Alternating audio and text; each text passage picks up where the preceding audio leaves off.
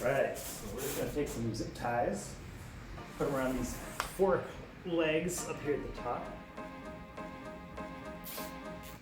Not too tight now, we'll just put it all the way snug up to this little rubber thing.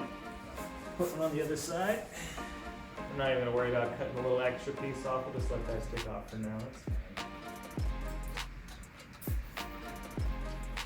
Alright, and what we're gonna do is we're gonna use this to test to see how much our fork compresses. So I'm gonna grab my front brake, which is the left one. We're gonna push down on the fork.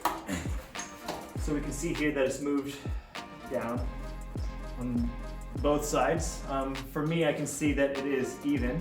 But what you wanna do is you wanna maybe lean it to the left and push down, and then lean to the right and push down, and then check to compare. Let's measure, let's find out.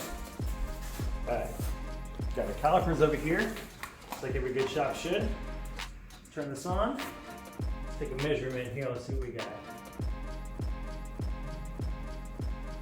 35 millimeters on that side, about 36 on that side. So it's looking pretty even on this one, but let us know how yours is and we'll go from there.